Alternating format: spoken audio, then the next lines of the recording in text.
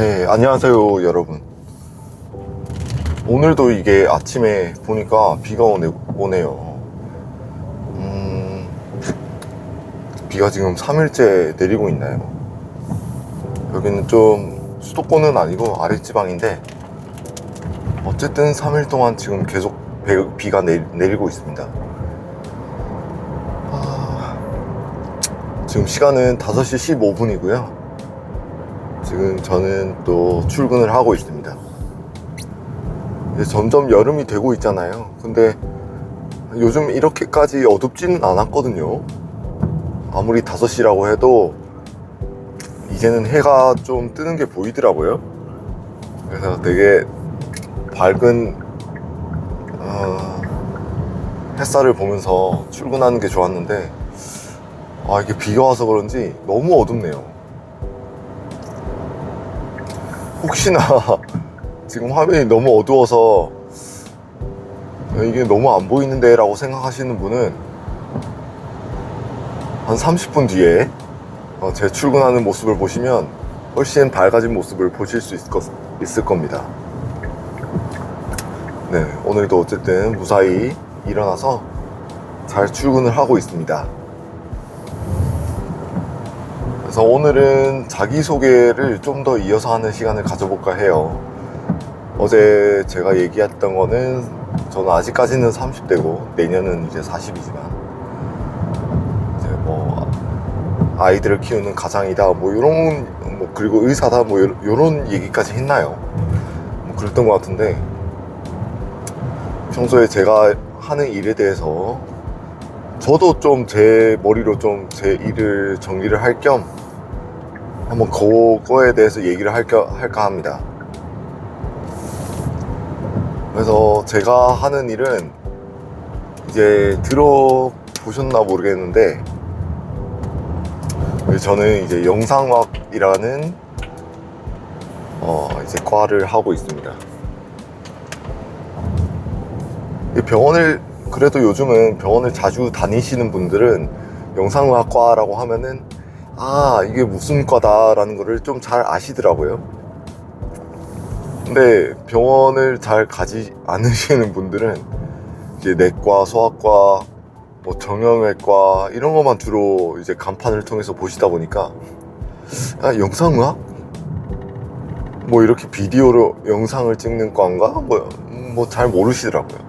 뭐 아신다고 해도 그거 알아, 그 CT랑 MRI 그거 찍는 과잖아 라고 거기까지만 아시더라고요. 그래서 저는 어딜 가더라도 자기소개를 할 때 뭐 의사입니다 까지는 당연히 뭐 얘기를 하는데, 제 과 이름을 얘기하지 않습니다.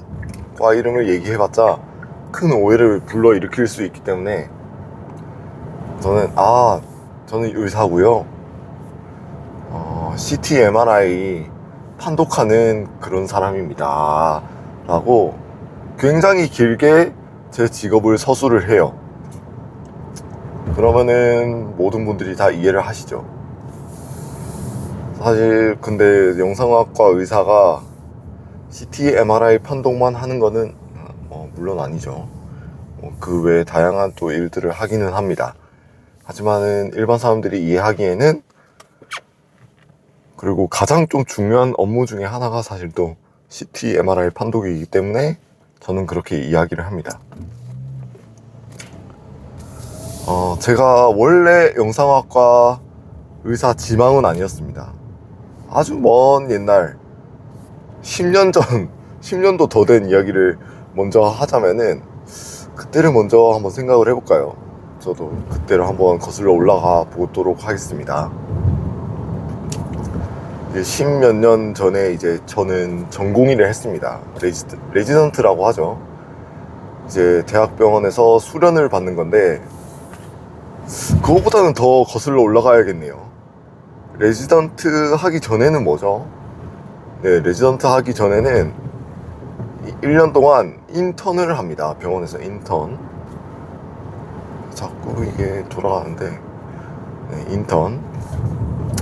인턴은 이제 의대생 신분이 끝나면 이제 시험을 봐요. 너는 의사 면허 시험을 보고 의사 면허증을 따면은 이제 저 때만 해도 다들 인턴을 했습니다. 요즘은 바로 개원도 하고 뭐 그런 사람들이 많이 늘어난 것 같은데, 네, 인턴을 많이 했습니다.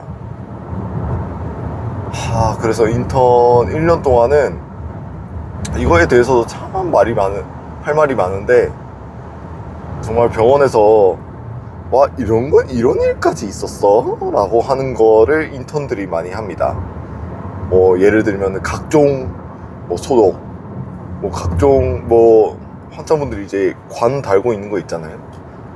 뭐 그런 것들 치우기, 뭐 심폐소생술, 병원에서 일어나는 심폐소생술, 뭐 이런 것들 하여튼 힘들고 거추장스럽고 남들이 안 하고, 뭐 간호사, 간호조무사 이런 분들이 하기 싫어하는 약간 업무의 경계가 애매한 것들, 의사가 이런 것도 왜? 뭐 이런 것들? 이런 거는 다 인턴이 했습니다. 근데 그런 일이 생각보다 많아요. 생각보다 많아서 인턴 때는 거의 잠도 안 자고 하루 종일 일하는 그런 로봇 같은, 정말 저랑 어울리는 정말 로봇 같은 그런 생활을 했던 기억이 나네요. 하여튼 1년 동안 인턴을 하는데, 그러니까 이제 3월부터 그 다음에 2월까지 이제 학사 일정 돌아가는 거랑 똑같습니다, 스케줄이. 그렇게 인턴을 하게 되고, 이제 한 가을쯤 되면은 서서히 이제 과를 정해요. 서서히 과를. 그래서 눈치 싸움도 대단합니다. 이제 서로 인턴하는 애들끼리 너는 무슨 과 하냐, 나는 무슨 과 한다.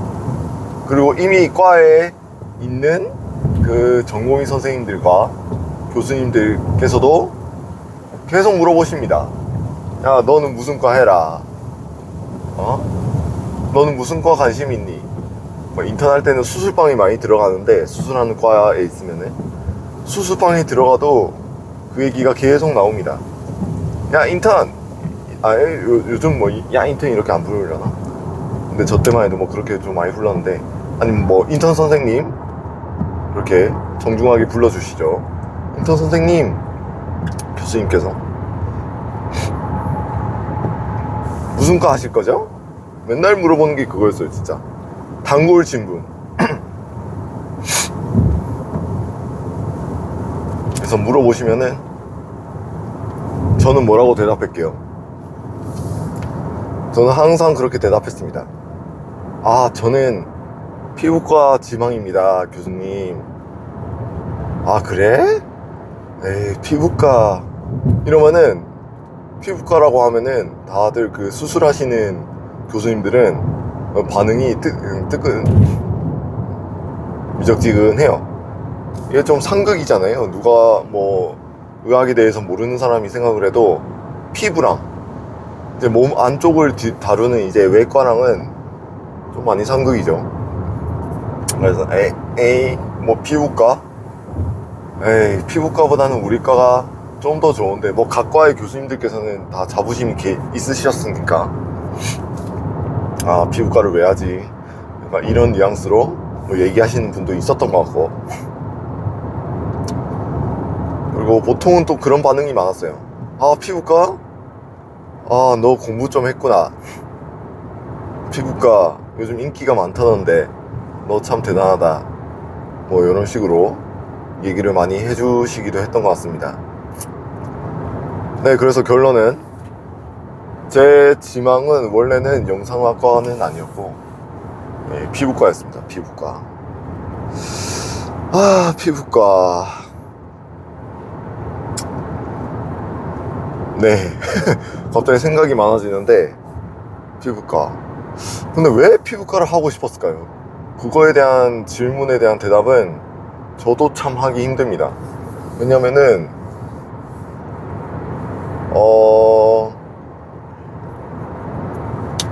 인턴을 하면서 갑자기 생겼던 것 같아요, 그 피부과에 대한 지망이. 근데 그 이유가 별로 그렇게 중요하지 않은 그러한 이유들이었던 것 같습니다. 지금 생각해보면.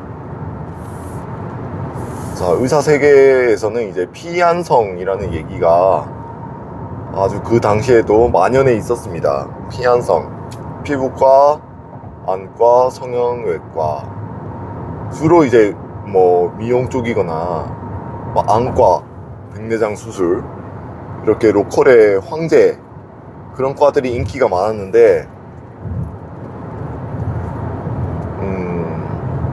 아마 그 영향이었던 것 같습니다. 제가 피부과를 하고 싶었던 이유도 아마 그것 때문이었던 것 같습니다.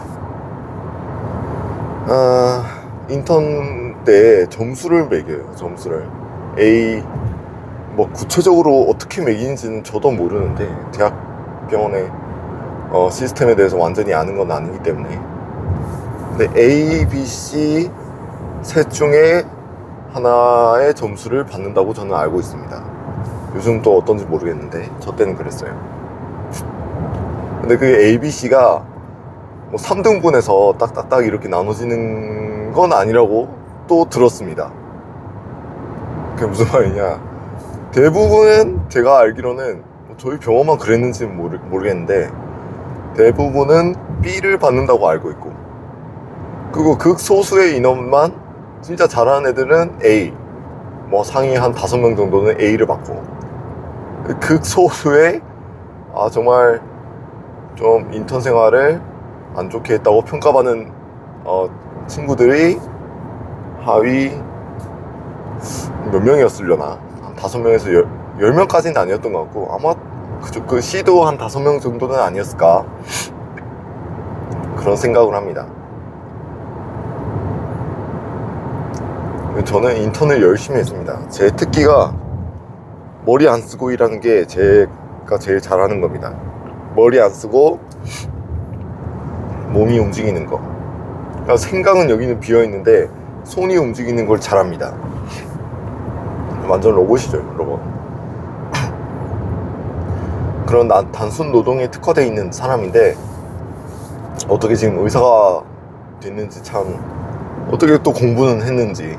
네, 그래서 인턴이 어쨌든 LBC로 나뉘는데, 네, 단순 노동에 특화되어 있죠. 그래서 정말 열심히 일했던 것 같아요.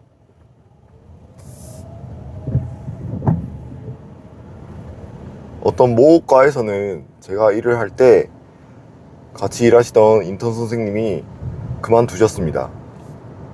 원래 두 명의 인턴이 있어야 되는 과인데 2명 중에 1명이 관둔 거죠. 절반의 인원이 없어진 셈인데 하필이면 그 파트너가 저였고, 근데 또 인턴이 제일 바쁘게 일해야 되는 과였어요. 그 당시에 수술 쪽 과였는데, 네, 정형외과였습니다. 정형외과 얼마나 손이 많이 갑니까? 수술하면은 다 붕대 하나씩 감고 있고, 철심 뭐 하나 있으면 다행이야. 막 철심 막 10몇 개 받고 있는데 그거 뭐 하나하나 다 소독을 해줘야 됩니다. 해줘야 돼. 붕대 갈아줘야 돼. 또 수술은 또 왜 이렇게 많은지, 우리 병원이 또 정형외과 수술이 되게 많았습니다. 그래서 인턴이 할 일이 많았는데, 와, 거기에 대해서도 얘기를 하자면은 이 정형외과 얘기를 먼저 안 할 수가 없습니다. 제 진로에 있어서. 제가 정형외과 인턴을 그때가 이제 10월인가 그때 돌았던 것 같아요. 와, 근데 미치는 겁니다. 그때 인턴 나름 좀 이제 손이 익을 때죠. 3월부터 10월까지 이제 반년 넘게 일을 했으니까 이제 일이 제일 재빠르던 그런 시기였는데도 불구하고 일이 너무 많고, 심지어 저를 두고, 그러니까 제가 옆에서 어시스트를 하면은 이제 밤에는 이제 낮에는 수술을 하고, 밤에는 이제 수술이 끝나거나 이제 병동에 입원한 환자들 이제 드레싱, 그러니까 소독을 해주는 그런 시간이었습니다. 그래서 낮에 열심히 수술방 들어갔다가 이제 밤에 나오면은 이제 전화기에 이제 전화가 와요. 이제 전공의 선생님들한테서, 선배님들한테서 전화가 옵니다. 손상우 어디냐 이렇게 전화 오고, 야 일로 와라 같이 드레싱 하자 이렇게 전화가 와요. 저는 그냥 그 쫓아가가지고 같이 옆에서 완전 2인 1조로 드레싱을 합니다. 왜 2인 1조로 하는 게 좋냐? 정형외과는 이제 다리를 들 일도 많고, 그래서 뭐 그냥 이렇게 단순히 다친 게 아니에요. 그 대학병원의 정형외과는 하여튼 누워있는 환자도 되게 많고, 그래서 옆에서 들고 붕대 자르고 테이프 자르고 이렇게 하는 사람이 없으면은 시간이 정말 하염없이 걸립니다. 레지던트 선생님들도 바쁘기 때문에 그 일을 빨리 끝내야 되는데, 근데 제가 있으면은 일이 속도가 이제 배속이 되는 거죠. 한 번은 봤어요. 한 번은 제가 열심히 어떤 한 레지던트 선생님 옆에서 일을 하고 있는데 옆에 다른 레지던트 선생님이 오시는 거예요. 그 이유는 즉슨 저를 갖다 써야 된다는 겁니다. 같이 드레싱을 해야 된다는 거예요. 근데 지금 이미 저는 하고 있는데, 그래서 지금 같이 일을 하고 있던 선배가 그렇게 보내줄 생각이 없었나 봐요. 그래서 두 분이 갑자기 저를 놔두고 어딘가로 가시더라고요. 병동 스테이션 뭐 그런 데로 가셨던 것 같아요, 제 기억에. 근데 막 싸우시는 거예요. 막 얼핏 얘기를 들어봤는데, 와, 왜 너만 인턴을 갖다 쓰냐, 나도 좀 쓰자, 뭐 이런 내용이었습니다. 네. 세상 살면서 제가 그렇게 인기를 한 몸에 받았던 적이 없었던 것 같은데, 인기가 그때 최고조였습니다. 저를 그냥 가서 서로 쓰려고 다들 안달이 났던 그런 시기가 저한테도 있었네요. 그래서 제 기억에는 그때 찾아왔던, 중간에 달라고 했던 그 형이 져가지고 그냥 원래 일했던 형과 열심히 드레싱을 했던 그런 기억이 납니다. 갑자기 왜 정형외과 인턴 얘기냐? 자, 이제 과를 정해야 되잖아요. 만약에 뭐 경쟁이 아니면은 상관이 없는데, 자, 경쟁이면은 똑같습니다. 성적을 보고요. 여러 가지 성적을 봅니다.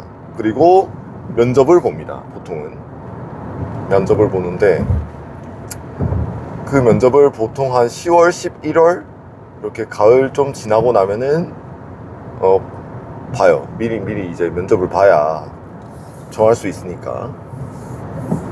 근데 제가 뭐라고 했죠? 제가 정형외과 인턴을 10월인가에 들어왔는데 하필이면 그때 피부과 면접 일정이 잡힌 거예요. 지금 제 기억에도 정말 당황스러웠던 기억이 납니다. 안 그래도 지금 저는 정형외과 인턴에 대해서 좀 추가로 얘기를 하자면, 저는 스케줄이 새벽 3시인가? 그때 일어났어요. 그때 기상시간이야. 왜냐면 이제 피를 뽑아야 되는데 피 뽑는 일도 이제 인턴이 했거든요. 근데 이제 2명이 할 거를 1명이 해야 되니까 잠잘 시간도 없는 거예요, 지금. 그래서 저는 새벽 3시 일어나서 한 새벽 5시까지인가 피를 열심히 뽑았습니다. 2시간 동안. 와, 근데 피 뽑는 사람이 어찌나 많은지, 그 2시간이 그냥 대충 막 이렇게 뽑는 게 아니고, 샤타다다다다다 이제 바늘 완전히 꾹꾹 빼고 완전 뛰어다녔어요. 옆 침대로. 진짜 혈관 안 좋으신 분들이 있기 때문에, 좋으신 분들은 뭐 생각할 거 없이 그냥 꽂아야 됩니다. 다 팔을 보자마자 꽂아야 돼. 그래야 2시간 동안 끝나는 그런 업무량이었습니다. 지금 생각하면 진짜 토 나오는데, 와, 그때 어떻게 했지. 근데 이제 새벽 5시에 끝나면은 그때부터 또 전화가 와요. 아침에, 자, 드레싱 하자. 이제 아침에 또 드레싱 하는 분이 있어. 아침에. 그러면 또 열심히 레지던트 선생님을 따라다니면서 이제 회진을 하죠. 대학병원 회진을 하기 전까지 무사히 드레싱을 마쳐야 됩니다.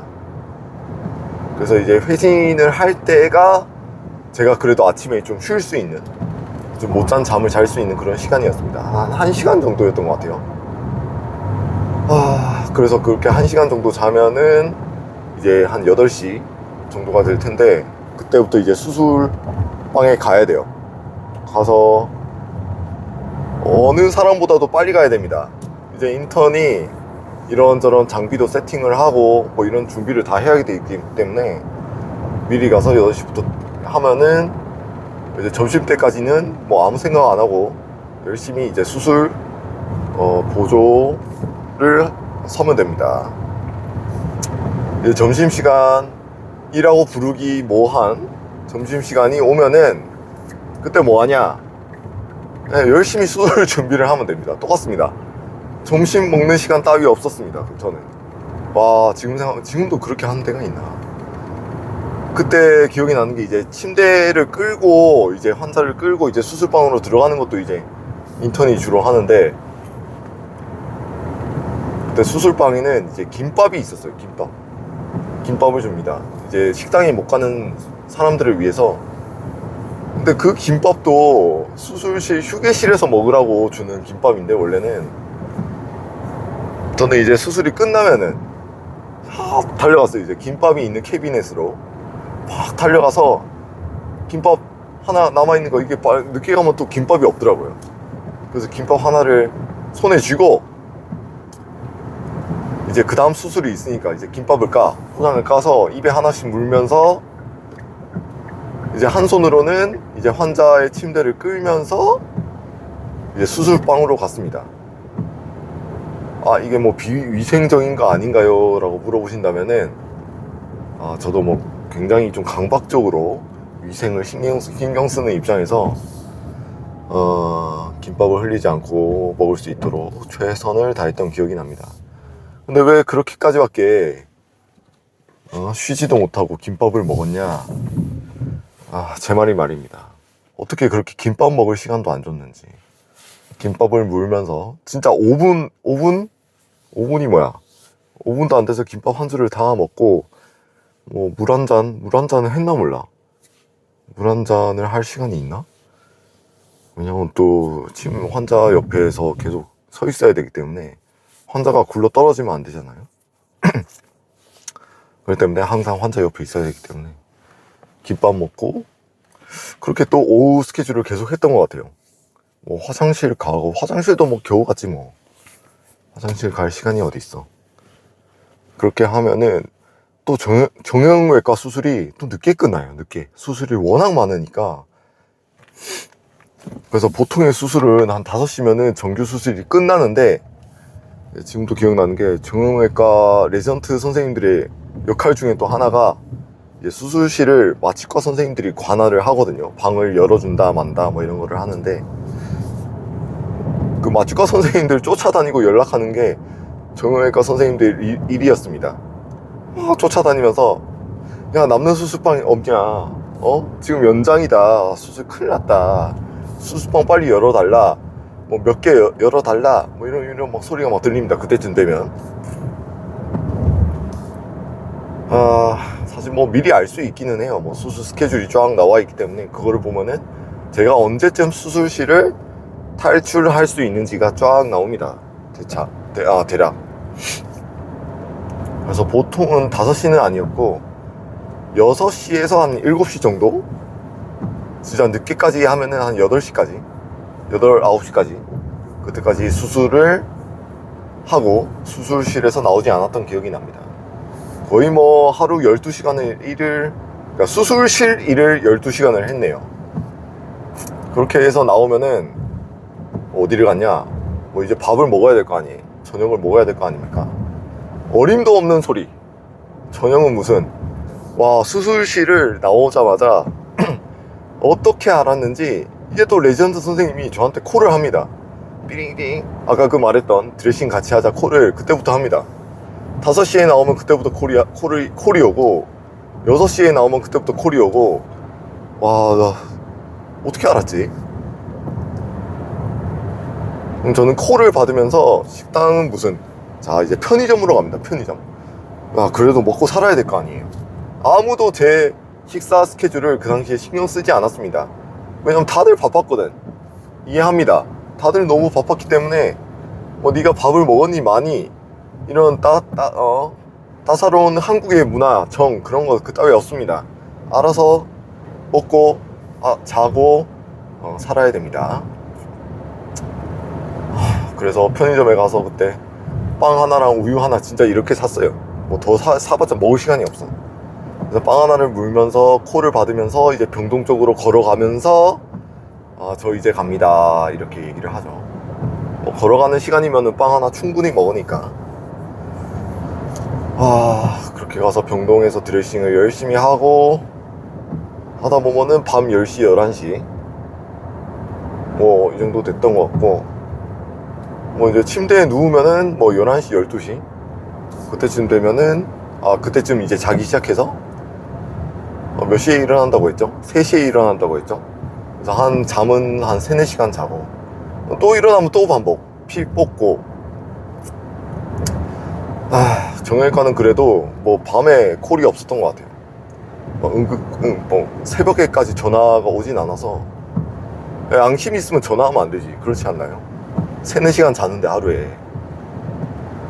근데 놀라운 거는 이제 한 달 동안 이제 정형외과 인턴을 하면서 휴가를 주말에 토요일인가? 그것도 온전한 휴가가 아니었어요. 진짜 토요일 점심 먹고 그 다음날 아침까지 그게 무슨 휴가야. 근데 어쨌든 휴가를 하루 줬습니다. 하루. 와, 진짜 지금 생각해도 좀 너무 죄송합니다. 좀 열이 받네요. 하루 줬어요. 하루. 그때 기억납니다. 어떤 그 교수님이 아니었고 정형외과 선배님께서 너 이리 와봐라 이렇게 하시더라고요. 지금 인턴이 한 명이 없으니까 우리 일손이 많이 딸리는 거 알지? 네네 압니다 선배님. 네네. 그래서 원래 한 달에 2번인가 휴가를 줬다고 합니다. 하지만 너는 그 2번에 하루도 아깝기 때문에 너는 하루밖에 못 나간다 이런 얘기를 막 첫날부터 하는 거예요. 정형외과 인턴 첫날. 지금 목이 메이는데 정형외과 첫날부터 너는 휴가 하루다 라는 얘기를 하는 겁니다. 휴가도 아니었어 진짜 솔직히. 근데 그 휴가가 얼마나 달콤하든지 나 딱 한 15일쯤 중간쯤에 나갔던 것 같은데 진짜 세상 행복했습니다. 정말 백화점 그때 뭐였지, 사복 입고 맨날 수수복 입으니까 사복 입는 거 자체만 해도 진짜 감동. 사복 입고 이제 백화점에 가서 뭐 우동인가 돈가스인가 뭐 그런 거 먹었던 것 같은데, 좀 맨날 그런 거 먹었으니까 그런 거 먹으면서 영화 한 편 봤던 것 같습니다. 저는 분명히 영화를 봤어. 지금 잘 기억이 안 나지만 영화 분명히 봤습니다. 그리고 집에 와서 하룻밤 자고, 근데 집에 와서 잤나? 아마 다음날 3시에 일을 해야 되기 때문에 병원에서 잤을 수도 있습니다. 어쨌든 반나절을 그렇게 행복한 하루를 보내고, 그런 스케줄이 제 정형외과 인턴 스케줄이었습니다. 그래서 피부과 면접 얘기는 언제 할 건데? 자, 이제 나옵니다. 자, 그 하루짜리 휴가가 끝나고 한 일주인가 후에 제 피부과 면접 날이었습니다. 엥? 아니 지금 피 뽑고 수술방 가기 바빠 죽겠는데 지금 면접 준비는 어떻게 하나요? 면접 준비는 무슨 개뿔? 뭐 어차피 뭐 준비가 필요 없는 그런 면접이긴 했지만 진짜 어떻게 갔지? 그때 뭐 일 하다가 부랴부랴 뭐 정장 같은 거 어디 뭐 구석에서 찾아가지고 대충 껴입고 어느 순간 정신 차려보니까 제가 피부과 의국 앞에 앉아있었던 그런 기억이 납니다. 그래서 그때 지금도 생각나는데 면접이 그때 무슨 뭐 논문 하나를 주셨어요. 피부과 교수님께서 논문을 한번 요약을 해봐라. 요약을 해서 앞에서 우리 교수님들 앞에서 발표를 하는 게 그게 숙제였습니다.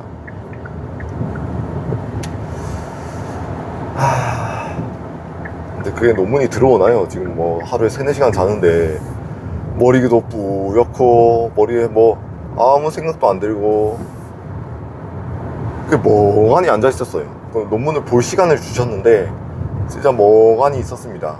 진짜 너무 졸리고 힘들다 그런 생각을 했는데, 자, 아까 뭐 했어 또? 피한성 가장 인기 있는 탑 3의 과 중에 하나였습니다, 그 당시에. 그러면 제가 경쟁자가 있었을까요, 없었을까요? 네, 당연히 있죠. 당연히 우리 학교가 그렇게 인턴이 많지가 않았는데도 불구하고, 자, 저 말고도 경쟁자가 있었습니다. 그리고 무려 그 친구는 공부도 잘했고 저처럼 저보다도 훨씬 더 인턴 일도 잘했던 그런 친구였습니다. 좀 지금 생각하면은, 아니 어떻게 걔를 상대로 내가 피부과 경쟁을 할 생각을 했는지, 저도 참 그 당시에 좀 세상 사는데 무서운 게 없었네요. 성적 차이도 차이지만은 또 그 당시에 그런 게 있었어요. 제 바로 위에 피부과 선배가 여자 선배였는데, 그 당시에 남자 후배를 구하고 있다, 교수님들이 남자 레지던트를 구하고 있다, 그런 얘기를, 아무 근거도 없는 얘기를 누군가한테서 들었습니다, 그거를. 그래가지고 상대의 경쟁자는 여자였거든요. 여자 선생님이었는데, 제가 그 자신감 하나로, 저는 남자니까 그 자신감 하나로 그냥 경쟁을 뛰어들었던 기억이 납니다. 사실 근데 피부과를 가고 싶었던 이유가 거창하지 않았던 것처럼 다른 과를 하고 싶었던 마음이 그 당시에 없었습니다. 너무 바빴으니까 무슨 진로에 대한 고민을 할 시간이 있나. 맨날 일을 하는데. 그래서 어떻게 됐냐고요? 네, 면접에 갔는데 말을, 세상 살면서 내가 그렇게까지 말을 못했던 적이 없었던 것 같아요. 이렇게 교수님들, 레지던트 선생님들 다 앞에 앉아있는데 그냥 아무 생각이 안 드는 거예요. 진짜 아무 생각이 안 들어. 내가 왜 여기 있지? 나 일해야 되는데. 약간 이런 현실감이 떨어져가지고, 그래서 내가 지금 또 뭘 얘기를 했는지 모르겠어요. 지금도 여쭤보고 싶네. 그때 뭔 얘기를 했지? 하다가 끝났어요. 그래서 며칠 있다가 불러내시더라고요, 이제 교수님 그 과장님께서. 그래서 너 떨어졌다, 미안한데 어떡하냐, 이런 얘기를 하시더라고요. 그때 약간, 근데 왜 그랬는지 모르겠는데, 약간이 아니야, 좀 눈물이 났습니다. 눈물이. 그것도 교수님 앞에서. 정말 창피하지만 내가 떨어졌다. 제가 살면서 그렇게 실패를 떨어졌다 직접적으로 해본 적이 이렇게 자랑이면 자랑인데 많이 없습니다. 운이 좋았던 것 같아요. 이건 또 겸손이 아니고 정말 저는 운이 좋은 사람입니다. 네. 수능도 한 번에 봐서 정말 운이 좋게 의대를 잘 갔고, 뭘 해도 항상 운이 좀 따랐어요. 참. 근데 그때는 운이 없었죠. 운이 더럽게 없었죠. 하필이면 그 바쁜 과, 그러니까 일하기 좀 편한 과도 있었거든요, 인턴하기에.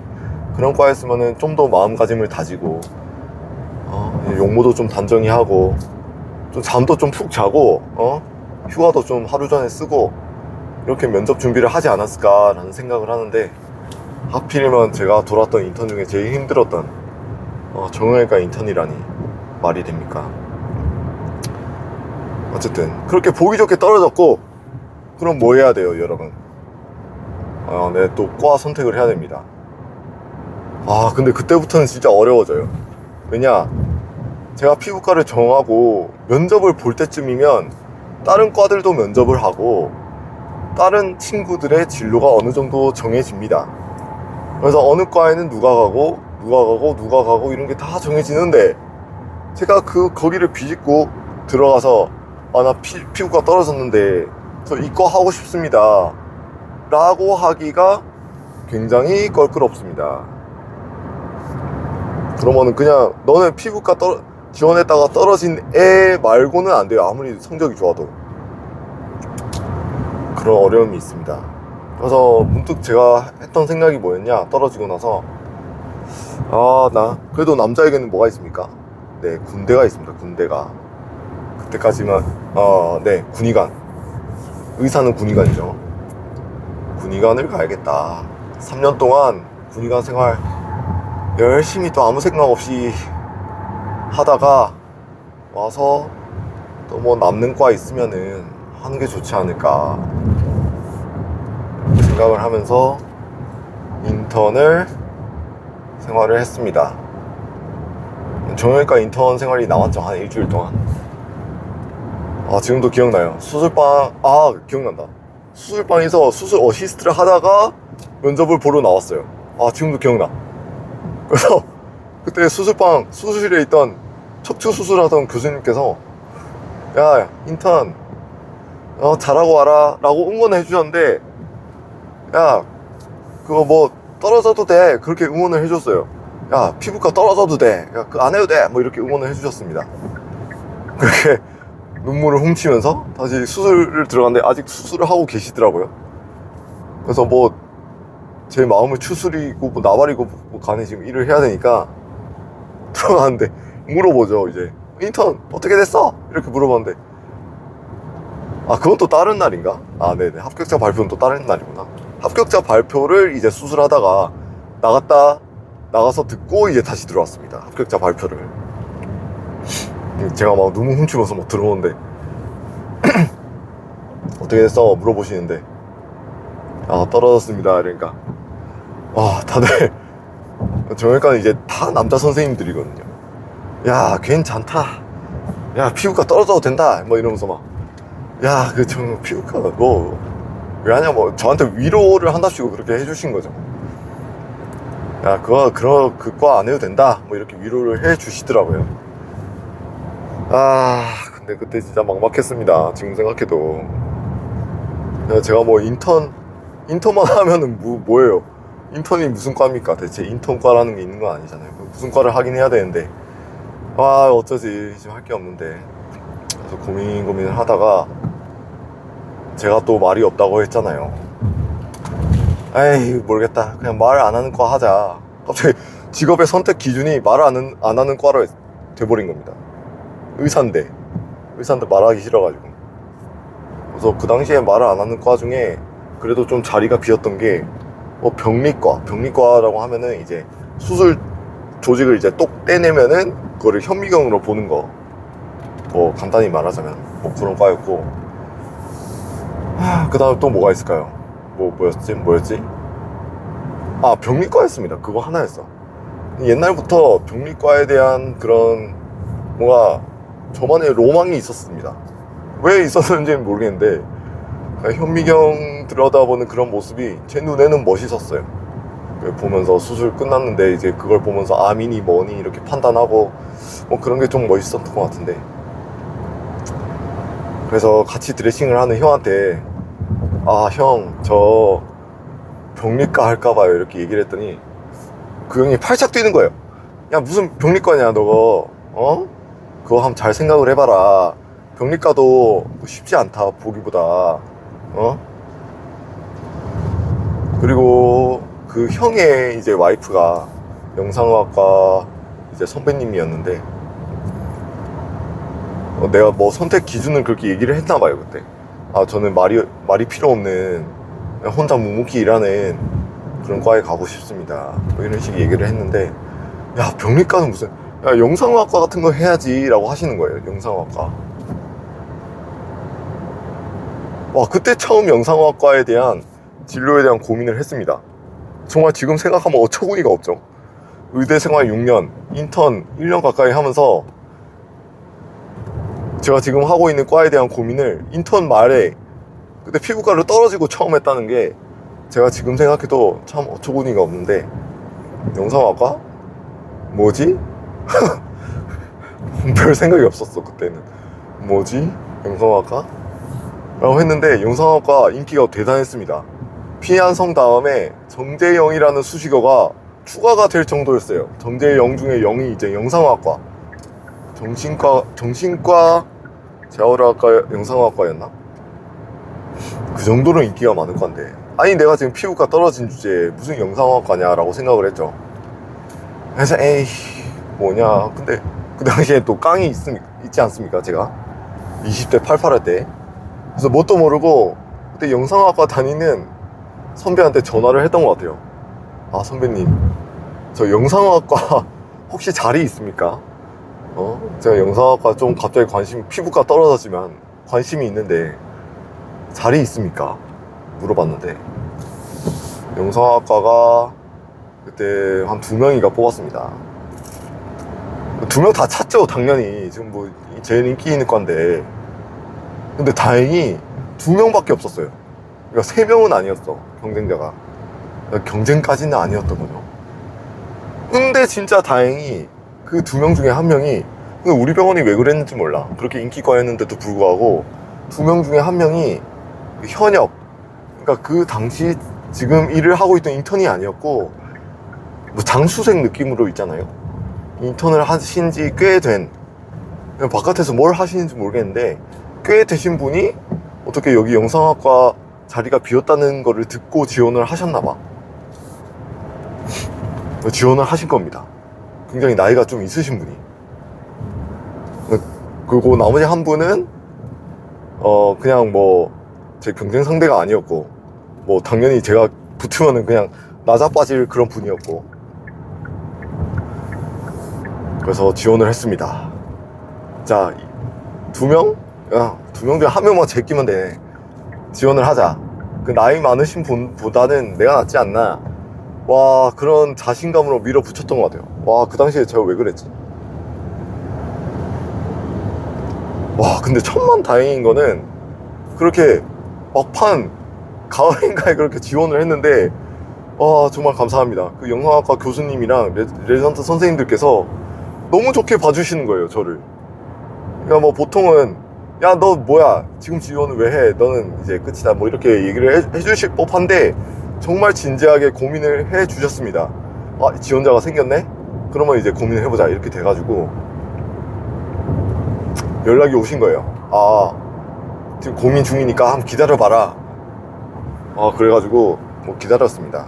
면접을 봤나? 왜 기억이 안 나지? 면접은 안 봤던 것 같아요. 네네, 면접은 안 봤던 것 같고 그냥 기다렸는데 제가 붙은 겁니다. 네, 제가 붙은 거예요. 예상했던, 제가 아까 막 시나리오 그렸던 대로 그 나이 많으신 분이 조금 결격 사유가 있으셨나? 잘 모르겠네. 네, 그건 잘 모르겠고, 어쨌든 제가 그분을 과의 경쟁에서 이겨서 영상학과 의사가 된 겁니다. 와, 그래서 저는 군대를 가지 않고, 군대는 나중에 갔죠. 나중에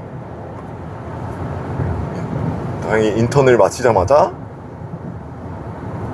그렇게 해서 영상의학과 의사가, 자, 뭐 하는지도 잘 모르는데 그냥 말 안 하는 과라서 지원을 해서 붙었습니다. 네네. 네, 영상학과 말 안 하는 과는 맞습니다. 초급파 할 때는 말을 많이 하긴 하는데, 근데 제가 말을 별로 하는 걸 좋아하지 않기 때문에 그 이유 하나만으로도 영상학과 의사를 지금 하고 있는 거에 대해서 굉장히 만족을 하고 있습니다. 저는 말하는 게 너무 힘들어요. 그렇지 않나요? 저만 그런가? 이게 그냥 하루 종일 그냥 뭐 머리 쓰고 손으로 뭐 일하고 이런 거는 저는 안 힘든데, 말 지금 1시간 하는 것도 어떻게 하고 있나 모르겠는데 그냥 연습하고 싶어서 하는 거거든요. 말하는 거 연습. 지금 생각하면은 영상학과 의사를 제가 안 했으면은 어떡할 뻔했나 그런 생각을 합니다. 그래서 제가 영상학과 의사가 되기까지의 얘기, 피부과 지망이었다가 영상학과 의사가 이렇게 됐다. 정말 황당하죠. 무슨 흔히들 생각하시기에는 어릴 적 꿈이 영상학과 뭐 의사였는데, 영상학과 의사가 뭐 학생 때 공부하다 보니까 영상학과 의사가 멋있어 보였고, 그렇게 해서 지원을 해서 영상학과 의사가 노력 끝에 되었습니다. 이게 뭐 정상적인 시나리오 아닌가요? 보통 생각하기에 그렇게 되신 분들이 또 많을 거라고 생각을 해요. 저는 그냥 피부과 떨어져서 말 안 하는 거 생각하다가 영상학과 의사 어쩌다 보니 잘 붙어가지고 지금까지 하고 있다. 제가 운이 좋다고 했죠. 야, 이것보다 더 운이 좋을 수가 있나요, 진짜? 제가 생각해도. 와, 진짜 영상학과 의사 안 했으면 저 진짜 뭐하고 살았으려나. 병리과 했으려나. 병리과도 저한테는 나쁘지 않은데 현미경 보다 보면 좀 멀미가 날 수가 있더라고. 이게 획획 돌아가니까. 그런 거는 또 저한테 맞지 않았을 수도 있겠다, 뭐 이런 생각도 들고. 아무튼 네, 오늘도 이제 직장에 가까워지고 있으므로 네, 여기까지 하고 또 내일은 또 저 혼자만의 잡담을 어떤 얘기를 할지 모르겠는데 그때그때 생각나는 거 할게요. 그게 제일 좋은 것 같아요. 제가 진짜 하고 싶은 얘기. 제가 의사로 살면서 살면서 이런 거는 좀 저도 생각이 난다. 그리고 뭐 지금 뭐 중요한 일을 뭐 어떤 걸 하고 있다. 의사는 이렇게 산다. 이런 저런 생각을 하면서 산다. 뭐 이런 얘기를 뭐 저 자신에게도 남겨보고 싶기 때문에 그렇게 대화의 흐름을 진행시켜 보도록 하겠습니다. 여러분, 오늘 비가 추적추적 내리는데 안전운전 하시고 즐거운 출근길 비 맞으면서 하시기 바랍니다. 비 맞으면서 무슨 어쨌든 내일 뵙겠습니다. 감사합니다.